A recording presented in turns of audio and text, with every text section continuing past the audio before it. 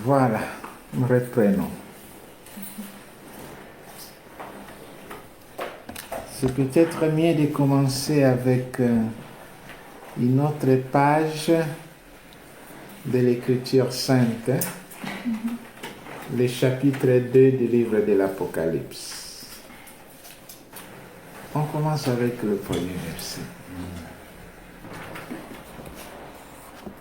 À l'ange de l'église d'Éphèse, écrit: Ainsi parle celui qui tient les 7 étoiles en sa droite et qui marche au milieu des 7 candélabres d'or. Je connais ta conduite, tes labeurs et ta constance. Je connais ta conduite, tes labeurs, ta constance. Allez. Je le sais, tu ne peux souffrir les méchants. Tu as mis à l'épreuve ceux qui usurpent le titre d'apôtre et tu les as trouvés menteurs. Tu adores la constance. N'as-tu pas souffert pour mon nom sans te lasser?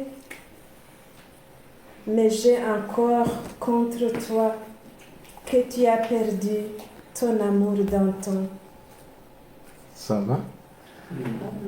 Vous voyez la pédagogie de Dieu. Il énumère toutes les bonnes choses que nous faisons. Mais ce qui lui manque, et ce que Dieu recherche chez nous, ce n'est pas de demi-mesure, une partie de bonne action. Il veut la totalité. Il a dit ta constance, ceci et cela. Tu as même mis à l'épreuve ceux qui prétendaient être apôtres et les choses telles ne te plaisent pas. C'est très bien. Mais j'ai contre toi une chose. Et quelle est cette chose? Mais j'ai contre toi que tu as perdu ton amour d'antan. Hey, voilà. La divine volonté vient parce que nous avons perdu notre amour initial. La grâce, le soleil qui nous enveloppait au début. Et Dieu veut qu'on arrive à la plénitude. Pas avoir telle chose et manquer telle autre. Il a fait une litanie de beaucoup de bonnes choses. Mais il attend encore cette chose-là, l'amour initial que nous avons perdu. Ma sœur. Allons, rappelle-toi d'où tu es tombé. Repends-toi. Reprends ta conduite première. Sinon, je vais venir à toi pour changer ton candélabre de son rang, si tu ne te repens. Il y a cependant pour toi que tu détestes la conduite des Nicolaïtes, que je déteste moi-même. Celui qui a des oreilles, qu'il entende ce que l'Esprit dit aux églises. Au vainqueur, je ferai manger de l'arbre de vie placé dans le paradis de Dieu. La deuxième lettre. Là, ça continue. Ça, vous avez lu. J'ai lu ce que l'Esprit dit à l'église d'Éphèse, ce que l'Esprit dit à l'église de Smyrne. À l'ange de l'église de Smyrne écrit: Ainsi parle le premier et le dernier, celui qui fut mort et qui a repris vie. Je connais tes épreuves et ta pauvreté. Tu es riche pourtant. Et les diffamations de ceux qui usurpent le titre de juif, une synagogue de Satan plutôt. Ne crains pas les souffrances qui t'attendent. Voici, le diable va jeter des vôtres en prison pour vous tenter, et vous aurez 10 jours d'épreuve. reste fidèle jusqu'à la mort, et je te donnerai la couronne de vie. Celui qui a des oreilles, qu'il entende ce que l'Esprit dit aux églises. Le vainqueur n'a rien à craindre de la seconde mort.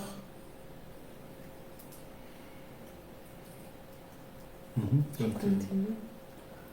Ce que l'Esprit dit à l'église de Pergame. À l'ange de l'église de Pergame écrit: Ainsi parle celui qui possède l'épée acérée à double tranchant. Je sais où tu demeures. Là est le trône de Satan.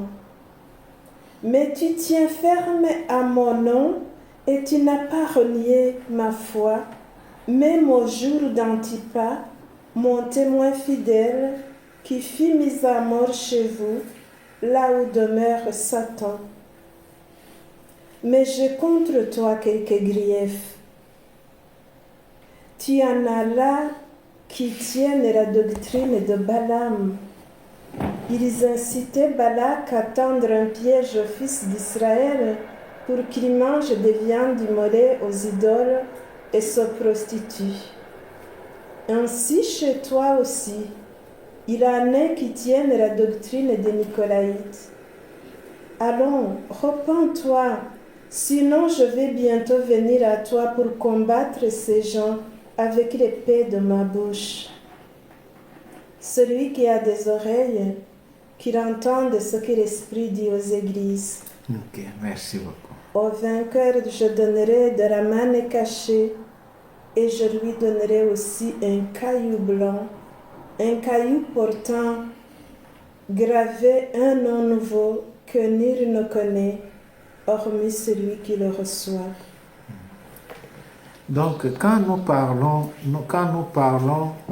des dispositions, des bonnes dispositions nécessaires pour vivre dans la divine volonté, cela ne veut pas dire que nous ne faisons rien dans la vie ordinaire. Cela ne veut pas dire que nous manquons de faire le bien. On le fait. Mais une des dispositions nécessaires pour la vie dans la divine volonté, c'est cette dimension de la totalité. Pas seulement faire certaines choses de bien, et puis de l'autre côté, avoir des trous, des manquements, des insuffisances. La vie dans la divine volonté veut l'équilibre. Vous avez entendu, pour chaque... il y en a 7, il y a 7 messages comme ça. Voilà. Donc, dit, vous faites ceci, vous faites cela, vous faites ceci, vous faites cela, vous faites ceci, vous faites cela, mais il te manque une chose.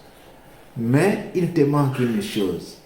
Et quand nous analysons cette chose qui manque, c'est quoi?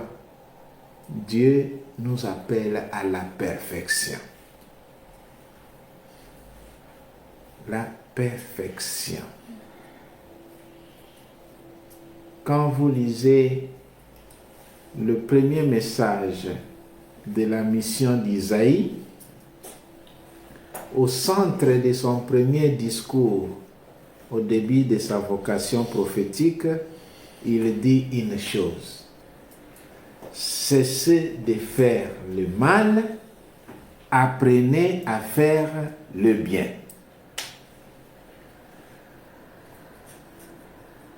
C'est Isaïe chapitre 1, 17 et 18. Donc, les biens, la vie de sainteté, c'est un art. Un art. Art au sens d'artiste. Et on devient un bon artiste plus on s'exerce dans son propre domaine.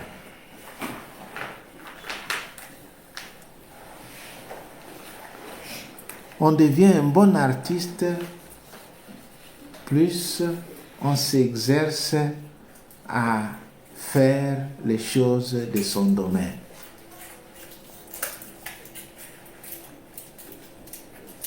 Vous voyez, on nous parlait de cette chaise, non?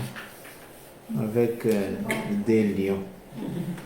Observez, il y en a même deux, je me suis rendu compte. Observez,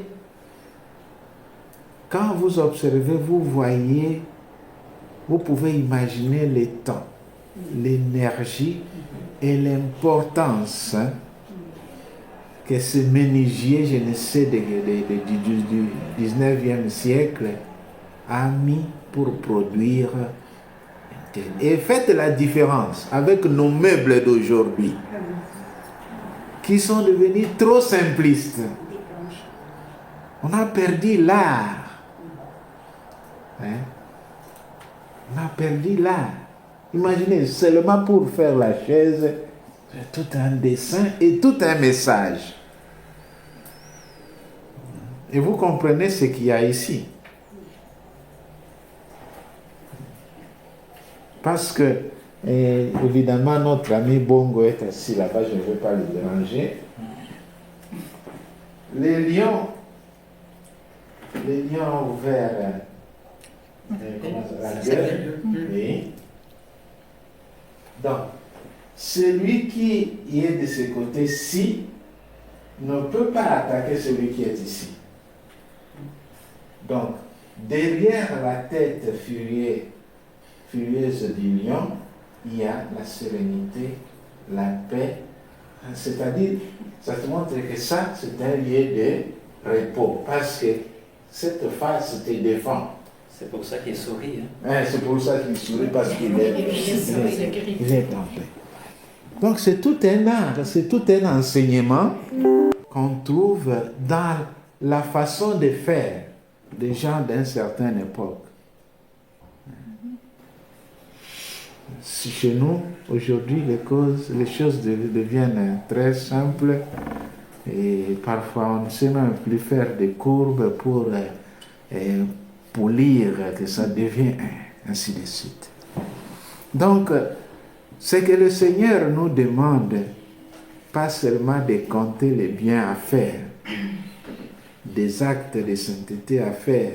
Aujourd'hui on fait, demain on manque. Que toute notre vie n'ait pas des trous, de vides et d'insuffisance. Donc, je sais que tu fais ceci, tu fais ceci, tu fais ceci, mais j'ai seulement une chose contre toi. Tu as perdu ton amour du début. Tu as perdu ton amour du début. Donc, même dans les domaines spirituels, la vie ordinaire de notre temps peut nous enseigner. Aujourd'hui, on aime trop la facilité. On aime trop la facilité. Et on se demande pourquoi, pour des choses qui sont aussi claires. Padre Pio disait, le fait de demander toujours pourquoi a parfois conduit le monde à sa perdition.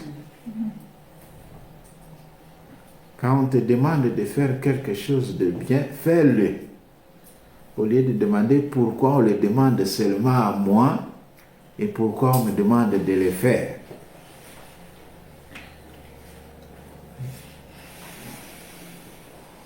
Nous pouvons lire le livre du ciel. C'est le volume 26.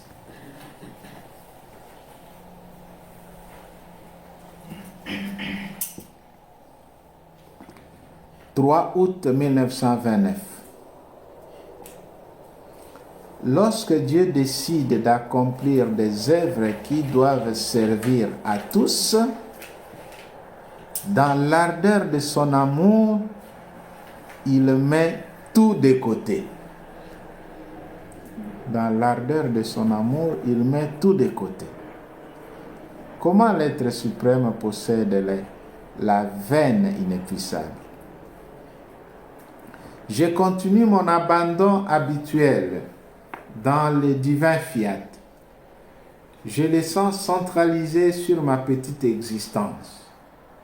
Je sens son immensité, sa puissance, sa force créatrice et enchanteresse qui est telle qu'en m'enveloppant entièrement, il ne m'est pas possible d'y résister.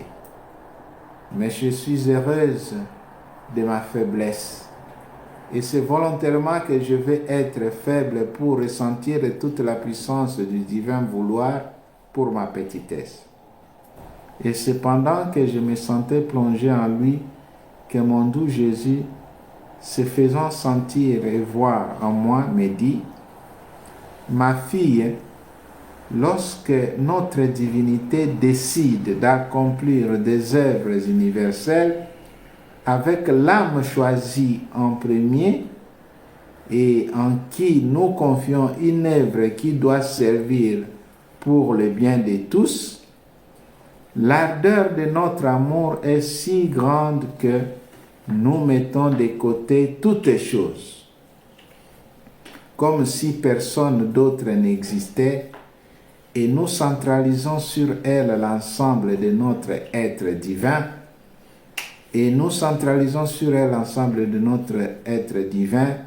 et nous lui donnons de nous-mêmes au point de former autour d'elle des mers et de la submerger de tous nos biens.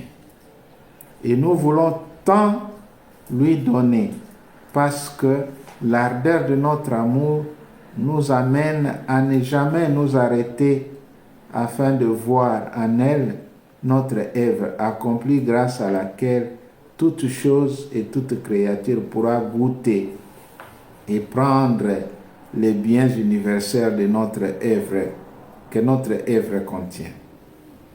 Cela ne veut pas dire que nous ne voyons pas ce que font les autres créatures, car notre immensité ne cache rien à notre égard. Nous sommes conscients de tout ce qui est et c'est de nous que tout reçoit la vie. Mais nous agissons comme si rien d'autre n'existait. Qu'un Dieu puisse concentrer tout comme si il n'y avait personne d'autre dans le monde. Et c'est ça ce que des grands maîtres spirituels ont enseigné aussi. Comme je le disais, on ne doit pas se demander pourquoi Dieu me demande ceci. Parce que je dois aussi avoir présent à l'esprit et imaginer que dans le monde, Dieu n'avait que moi. Je suis dans le monde seul avec Dieu et il a besoin de moi, il parle à moi et moi je dois lui répondre. Et pour tel bien, Dieu veut que ce soit moi qui réponde à ses attentes. Il y a un supérieur, une supérieure religieuse qui m'avait enseigné ceci, qu'en créant le monde, Dieu a donné à chaque âme une mission. Et cette mission, Dieu l'attend de vous.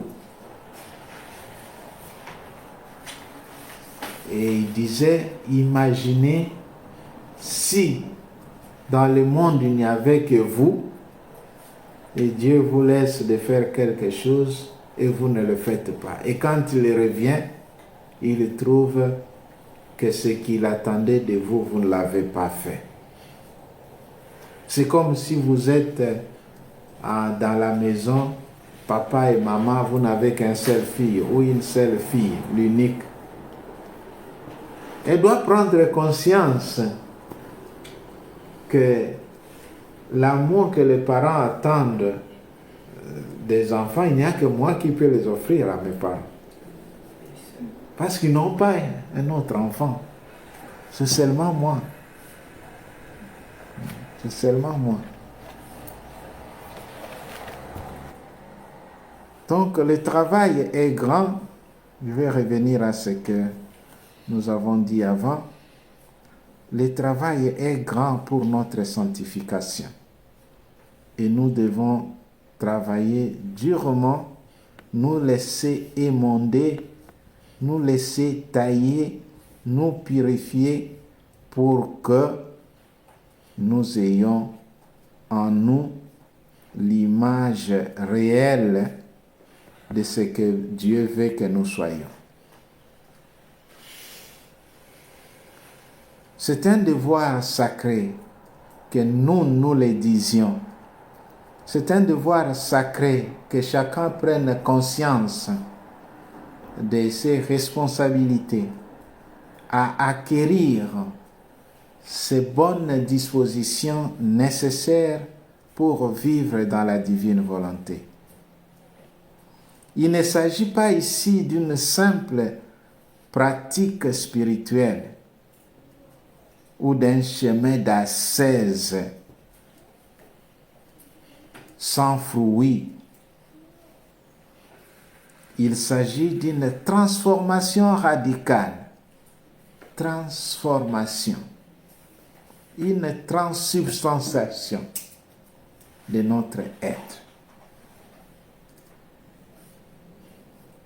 Il s'agit d'une divinisation progressive de notre être, de notre vie, de notre âme, s'abandonnant totalement à Dieu.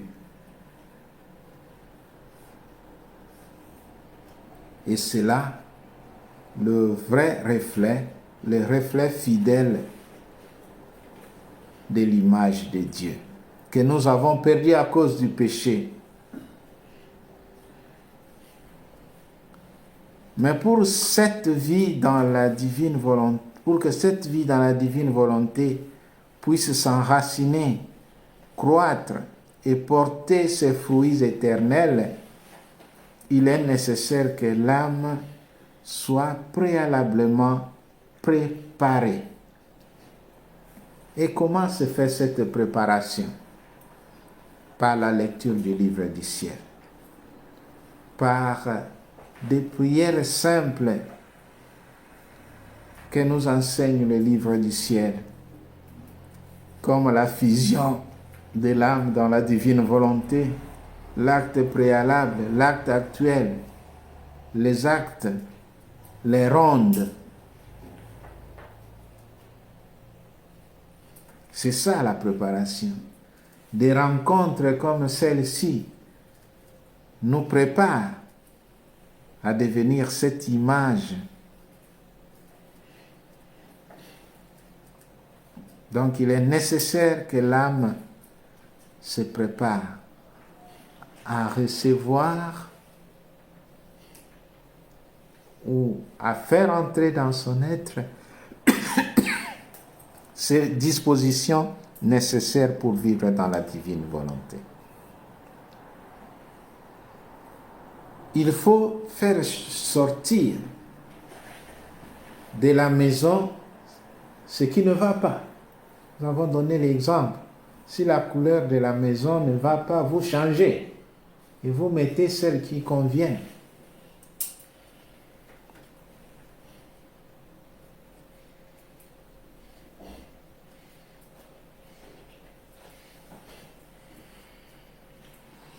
Donc l'âme doit être préparée, bien disposée, purifiée. Ce n'est que sur ce terrain labouré par l'humilité, arrosé par la docilité à la volonté de Dieu et exposé à la lumière de l'amour que peut germer le germe divin de la volonté divine.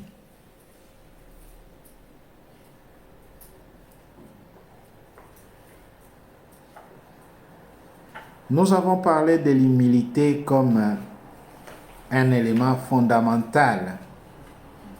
C'est reconnaître poussière. L'humilité. Ce n'est pas moi qui fais telle ou telle chose, c'est Dieu que j'invite dès le matin et avant chaque acte à venir à moi, à travailler à moi, à penser à moi, à communiquer à moi, même à manger à moi. Que chaque acte nôtre devienne un acte divin.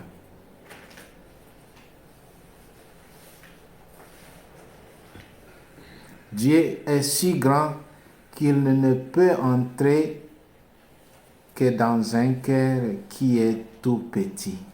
Voyez un peu la contradiction des choses. Dieu est si grand, il est si grand que l'univers ne peut le contenir. Ne peut le contenir que le cœur qui s'abaisse et qui s'humilie. Encore une fois, Dieu est si grand. Pardon? Encore une fois, Dieu est si grand.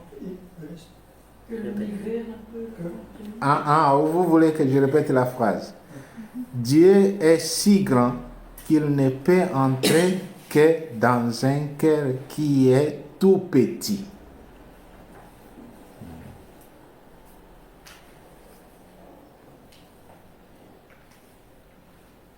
Vous voyez,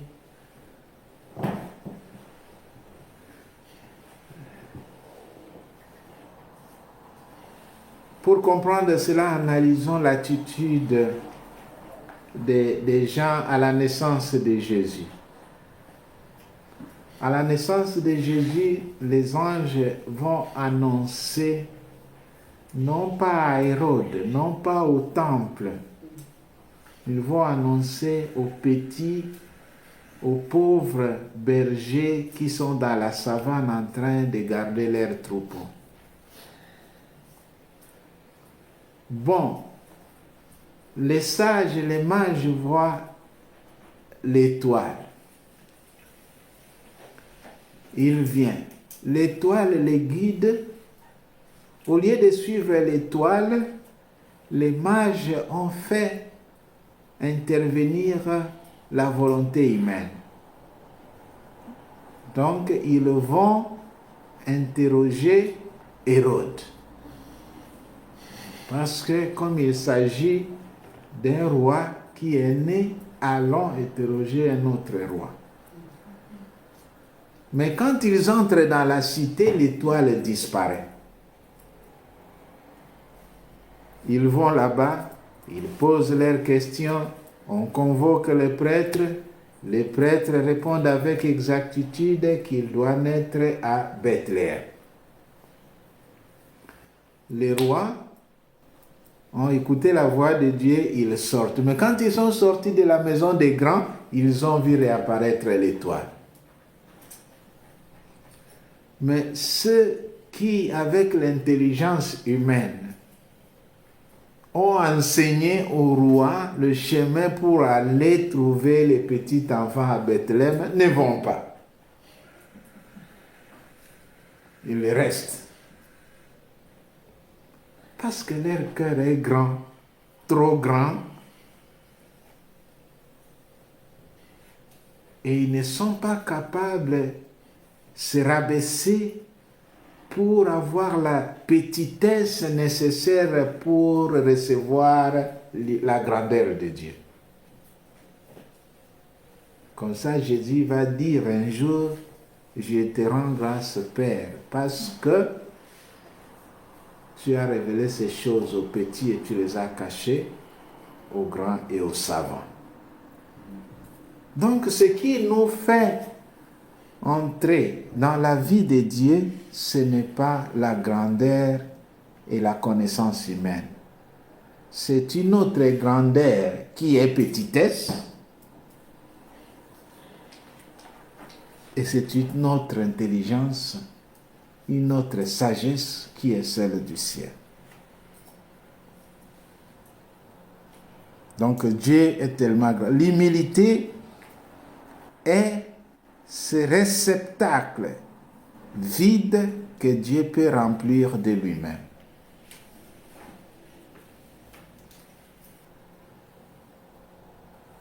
Il ne s'agit pas, bien chers frères et sœurs, d'un simple sentiment de petitesse, mais d'un consentement profond.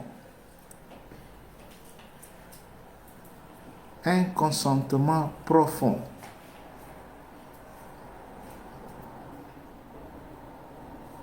À la dépendance absolue vis-à-vis du Créateur.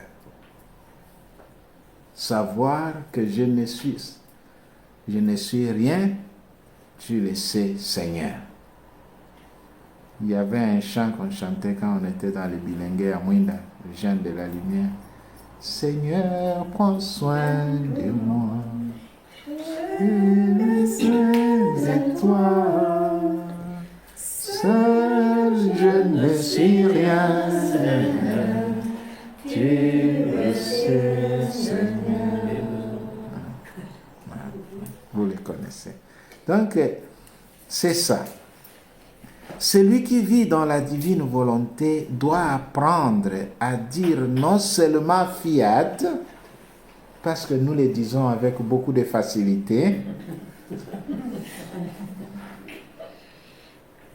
Celui-là qui vit dans la divine volonté doit apprendre à dire non seulement fiat, mais aussi doit apprendre à dire je ne suis rien sans toi, Seigneur.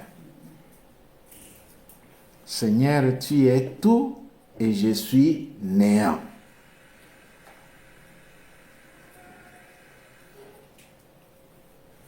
Et agis toi-même.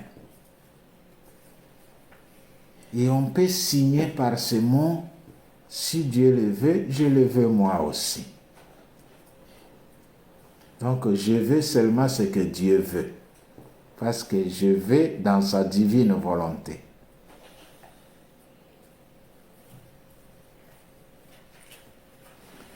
Ce qui nous amène à l'abandon de la volonté propre. Abandon de la volonté propre. Nous avons nos goûts, nos sentiments, nos désirs, nos préférences. Que ces éléments cités ne soient jamais un obstacle entre vous et Dieu.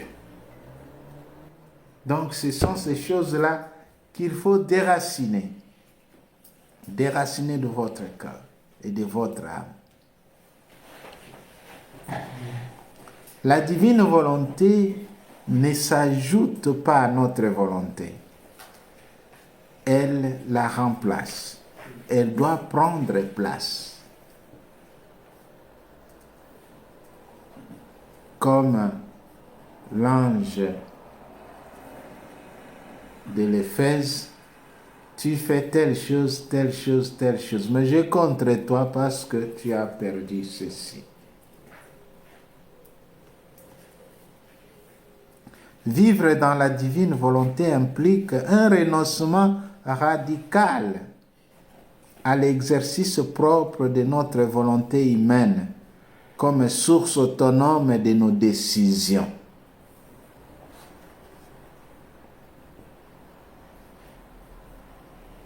Ce qui veut dire que nous sommes invités, ou une autre disposition nécessaire pour vivre la divine volonté, c'est cet oubli, cet abandon continuel.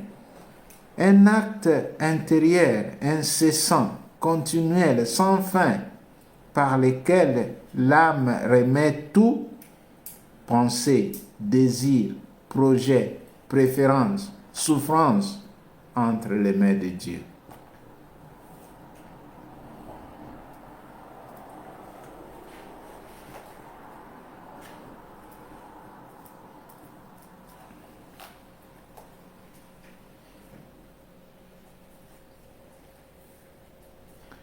Cela ne veut pas dire que nous entrons, la divine volonté, c'est la passivité, l'inaction. Non. C'est l'action par excellence parce que nous laissons Dieu agir en nous. Nous laissons Dieu agir en nous. Nous ne cherchons pas à satisfaire nos goûts, nos préférences, nos besoins, nos désirs. Mais nous voulons seulement que Dieu fasse en nous ce qu'il veut et comme il le veut.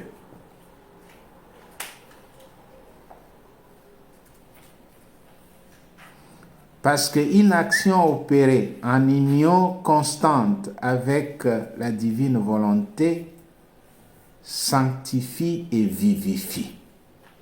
Sanctifie et vivifie. Rend saint et donne la vie.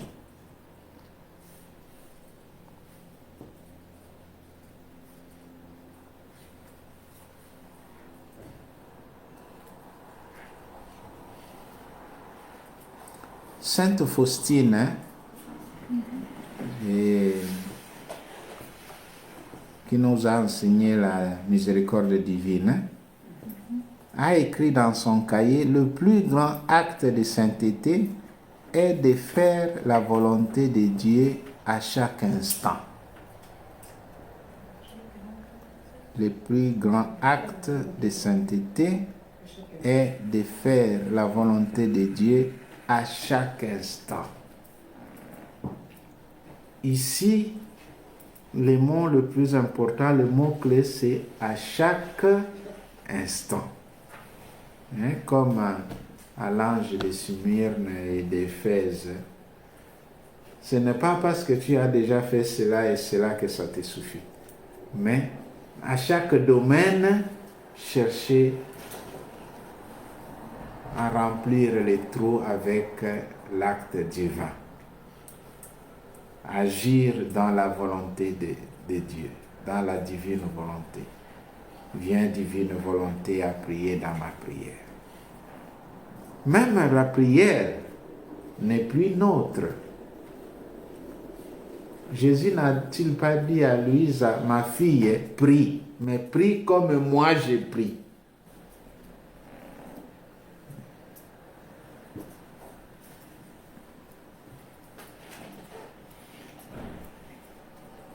Et cela exige de nous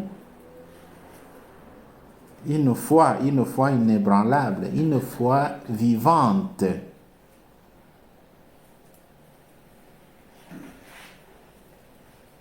Il faut une foi héroïque pour vivre dans la divine volonté. Une foi héroïque. Une foi qui croit que Dieu agit dans chaque événement, même dans nos souffrances. Ça va? Et Dieu peut utiliser n'importe quelle circonstance pour parvenir à sa volonté. Vous croyez à cela? Ah oui. Ah oui. Revenons encore à l'histoire de la nativité. Marie et Joseph n'avaient pas... Dieu avait prévu de toute éternité où Jésus devait naître. Et dans la partie messianique du prophète Ésaïe, on a dit que toi, Bethléem, tu n'es pas le plus petit parce que en toi naîtra le sauveur de la vie. Mais Joseph et Marie n'avaient pas un plan de voyage pour aller à Bethléem. Mais pourquoi ils sont allés à Bethléem? Ils sont allés à Bethléem à cause de l'édit de César. Oui, parce que le roi César, l'empereur César, a obligé. Ils n'allaient pas là-bas pour la naissance de Jésus. Ils sont allés parce que forcés d'aller à Bethléem. Mais cet édit de César a fait que la volonté de Dieu s'accomplisse. Voyez comment certaines circonstances difficiles, même contradictoires, de la foi, peuvent devenir un moyen, un chemin pour arriver à la volonté divine.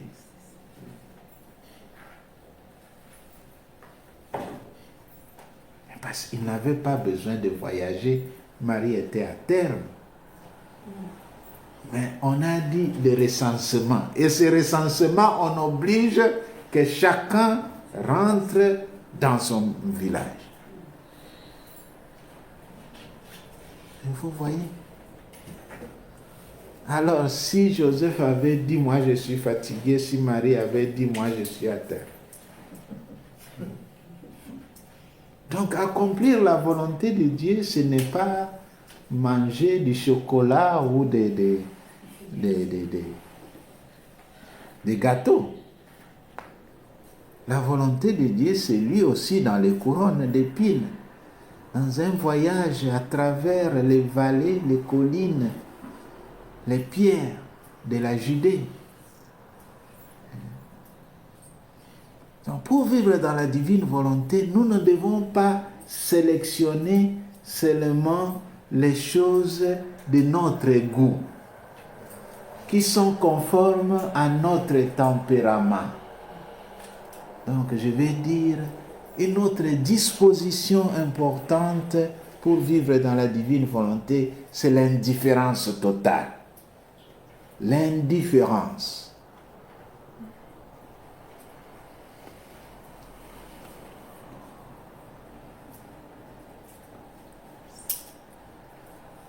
Pardon? On dit la sainte indifférence? La sainte indifférence. La sainte indifférence? Oui. Sainte indifférence. Et ça, c'est très important. Et beaucoup de grands maîtres spirituels ont enseigné cela. L'indifférence, la sainte indifférence. Pourquoi cette indifférence? Indifférence dans le sens que ça ne me concerne pas, pourvu que la volonté de Dieu se réalise. Ce qui compte, c'est cela.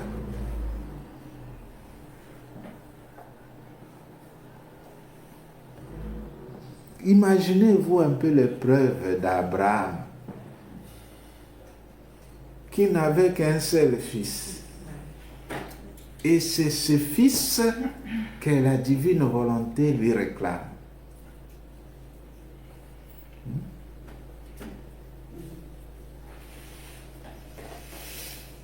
Ça ne sentait pas de l'oignon pour Abraham. Mais Abraham lisait en cela la volonté de Dieu. Mais surtout aussi parce qu'il voit, je n'avais rien. C'est Dieu qui m'a donné ce fils. S'il le réclame, c'est son bien qu'il m'avait donné. Et ça c'est le plus haut niveau de l'indifférence. De savoir que tout ce que nous avons, même notre santé, même notre corps, c'est Dieu qui nous l'a donné. Si aujourd'hui nous les demande, nous les lui rendons.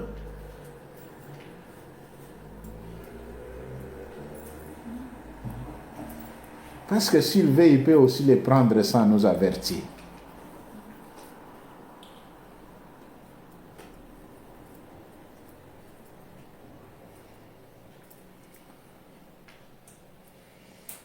Une foi qui croit que Dieu agit dans chaque événement, dans chaque circonstance de la vie, même quand c'est César qui nous commande de rentrer dans nos villages. Et puis ils vont dans leur village là-bas, ils ne trouvent pas de logement. Vous vous rendez compte? Vous vous rendez compte? Comme dans notre temps ici, aujourd'hui les logements ne manquent plus, mais vous allez, on dit le train est annulé. On n'a pas trouvé ce genre d'excuses. Allons même dans les camps des bergers, pourvu que l'ait le jour et que nous allions nous enregistrer et retournions chez nous. Mais voyez comment Dieu a changé le plan des hommes, de Joseph et de Marie. Ils étaient partis finalement pour le recensement, avec intention de faire le recensement et de revenir. Mais qu'est-ce qui va arriver? En étant à Bethléem, Dieu va dire à Joseph, prends l'enfant et sa mère, fuis en Égypte. Donc, s'il avait laissé un peu de fromage au frigo à Nazareth, ils sont partis dans un autre continent et dans un autre pays. Et ils ne savent pas quand est-ce qu'ils vont revenir. Il avait tout simplement dit jusqu'à ce que je te le dise. On ne sait pas c'est jusqu'à de Dieu. Nous, parfois, nous limitons le terrain de la volonté de Dieu jusqu'à tel moment. Non. Quand Dieu a bousculé leurs plans, ils ont laissé leurs travaux de menuiserie ou de charpenterie à Nazareth. Peut-être que les rabots étaient restés et le marteau sont restés dehors sous l'arbre. Et ils sont partis vite, vite pour revenir. Et vous arrivez là-bas, on dit continuez. Continuez.